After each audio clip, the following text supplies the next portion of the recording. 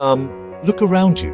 Look at the trees, the buildings, the people. Some things are very new, made only yesterday, but some things are very, very old. These old things are special. They are not just old stones or old songs. They hold secrets. They tell the story of our people, our ancestors on this island. These stories, these treasures from the past, are what we call our cultural heritage. It is the great story of Sri Lanka, and you are a part of it. It is a story that belongs to all of us, a shared treasure that makes us who we are today. So, what is this thing called cultural heritage?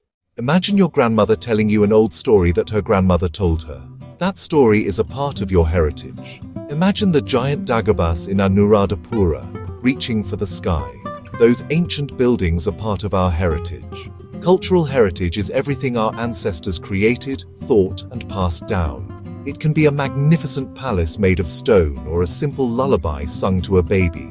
It is the fingerprint of our past, left on the world for us to see, learn from, and protect. We can think of cultural heritage in two simple ways. First, the things we can touch. These are called tangible heritage. An old clay pot, found buried in the ground, the strong walls of the Gal fort. You can see them with your eyes and touch them. These are physical objects that survived for hundreds or thousands of years.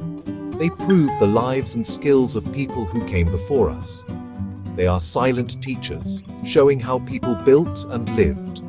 Then, the heritage we cannot touch. This is called intangible heritage.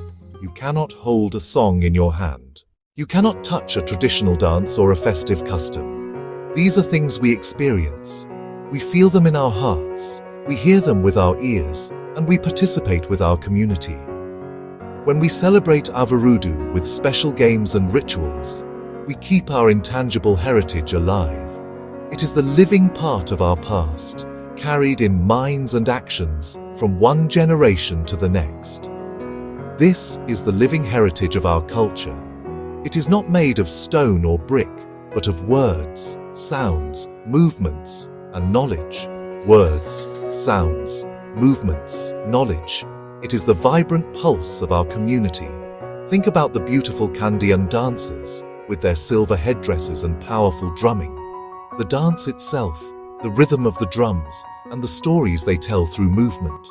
All of this is intangible heritage. It has been passed down from teacher to student for many, many generations, kept alive not in a museum, but in the bodies and spirits of the performers. Our country is rich with this kind of living heritage. Think of the folk songs, or kavi, that farmers sing while working in the fields, or that mothers sing to their children as lullabies. These songs carry stories, wisdom, and the emotions of everyday life from centuries ago. Stories, wisdom, emotions. Think of the colorful rituals and processions, like the Kandiya Sala Perahera. The grand parade with its decorated elephants, drummers, and dancers is a spectacular display of living heritage. It is an event that brings the whole community together, connecting them to their history and their spiritual beliefs in a very powerful and personal way. Intangible heritage also includes the special knowledge and skills that have been passed down. For example, the ancient system of medicine known as Ayurveda is a treasure trove of knowledge about plants and their healing properties. For thousands of years, our traditional doctors have known which leaves, roots, and flowers can be used to cure illnesses. This knowledge was not always written down in books. It was often passed directly from a master to an apprentice. This secret knowledge is a vital part of our intangible heritage, showing a deep connection and understanding of the natural world around us. It is a science that lives and breathes through people. So we have these amazing treasures, tangible, intangible. But why do they matter so much today? Our cultural heritage is like our family name. It tells us who we are, where we come from. It gives us a sense of identity, belonging.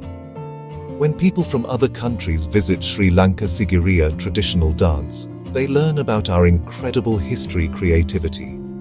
This makes us feel proud of our country, proud of our ancestors. Our heritage is our story, written in stone, song, tradition for the whole world to see and admire. These special places and traditions also teach us valuable lessons. ancient irrigation tanks, engineers learn about sustainable water management. Natural dyes in old paintings find environmentally friendly ways to create colors. Our heritage is not just about the past, it is a library of knowledge helping solve problems of the present and the future. It shows our ancestors were intelligent, resourceful, respectful of nature. It inspires us to be creative, wise in our own time. Some places are so special to the story of humanity, a group was formed to protect them. This group is called UNESCO, United Nations Educational, Scientific and Cultural Organization. UNESCO identifies and protects the world's most precious cultural sites, natural sites. When a place is chosen by UNESCO, it becomes a World Heritage Site. Like winning a gold medal for culture. It means the site belongs not just to one country, but to everyone in the world. The title is a great honor and a great responsibility. UNESCO helps protect sites from damage, war, pollution, too many tourists. To be chosen, a site must be truly outstanding. It might be a masterpiece of human creative genius like Sigiriya. Sri Lanka is a small island, but it is blessed with a history so rich that UNESCO has named 6 of our cultural sites as World Heritage Sites. This is a great achievement and something we should all be very proud of. These sites are like the crown jewels of our nation, each telling a unique and fascinating part of our long and glorious story. Let us learn their names and a little fact about each one. Knowing them is the first step towards appreciating and protecting them for the future. They are windows into the very soul of ancient Lanka. First is the sacred city of Anuradhapura. This was our country's first great capital, a powerful kingdom for over 1,000 years. It is famous for its enormous Dagobas, Ruan Welisaya Jetavanaramaya, once one of the tallest structures in the ancient world, even taller than some of the pyramids in Egypt. Next is the ancient city of Polonnaruwa, which became the capital after Anuradhapura. Here you can see the ruins of the king's magnificent palace, temples, and the famous Gal Vihara, 4 stunning statues of the Buddha carved from a single granite rock. Of all our heritage sites, Sigiriya captures the imagination like no other. Of all our heritage sites, Sigiriya captures the imagination like no other. Imagine a massive, flat-topped rock, rising 200 meters straight up from the jungle. Now, imagine a king deciding to build his palace and his entire city on and around this giant rock. Now, imagine a king deciding to build his palace and his entire city on and around this giant rock. That is the story of Sigiriya and King Kashyapa, who ruled around 1,500 years ago. He chose this difficult location to build a safe fortress, but he did not just build a fort. He created a masterpiece of art, architecture, and engineering that still amazes us today. It was a palace, a fortress, and a pleasure garden all in one. To get to the palace at the top, visitors had to climb up the side of the rock. The final climb began through the mouth of a gigantic lion built from brick and plaster. Today, only the 2 massive front paws of the lion remain, but we can imagine how grand it must have looked.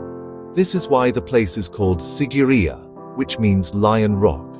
As you climb, you pass the famous mirror wall. This wall was coated with a special plaster made of honey and lime, and it was polished so brightly that the king could see his own reflection in it as he walked past. This wall was coated with a special plaster made of honey and lime, and it was polished so brightly that the king could see his own reflection in it as he walked past.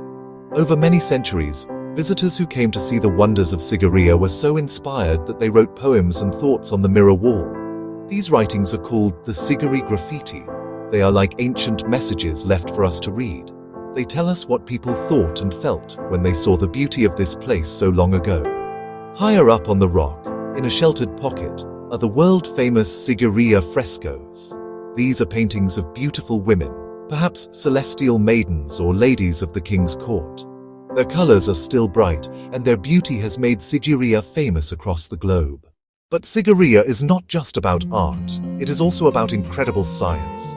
At the foot of the rock are complex and beautiful gardens. There are water gardens with pools, islands, and fountains.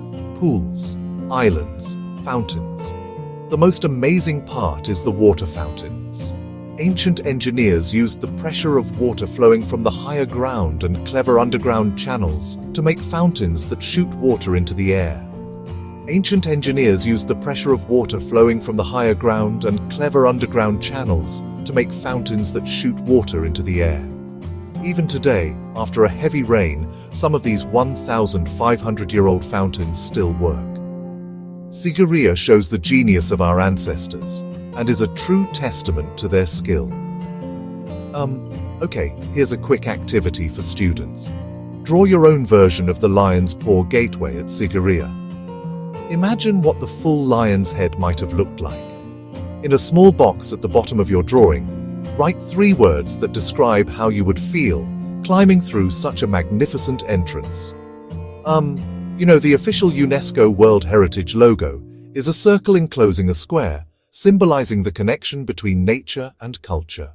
World Heritage Sites help the world recognize Sri Lanka's greatness, bring visitors who help our economy, and remind us to care for these irreplaceable treasures. It might be a masterpiece of human creative genius like Sigiriya. It might prove a long-lost civilization once existed, or an exceptional example of a traditional way of life. Our cultural heritage, both the tangible things we can touch and the intangible traditions we feel, is a priceless treasure. It is a gift handed to us from our ancestors. It tells our story, it shows our skills, it fills our hearts with pride. Ancient cities, great tanks, beautiful dances, wise traditions are what make Sri Lanka unique. They are the roots of our national tree. Just as a tree cannot be strong without deep roots, a nation cannot be strong without a deep connection to its past. Learning about our heritage helps us understand who we are and gives us confidence for the future. UNESCO helps the world recognize the importance of sites Anuradhapura, Polonnaruwa, Sigiriya, Dambulla, Kandy, Galan. But the final responsibility for protecting them lies with us. It is our duty. When you visit these sacred and ancient places, remember that you are walking on ground that is thousands of years old. Do not climb on fragile walls. Do not touch the ancient paintings. Never write or scratch your name on any surface. A moment of carelessness can destroy something that has survived for centuries. We must be guardians of our past, not destroyers. Protect our heritage, for it is the heart of our nation.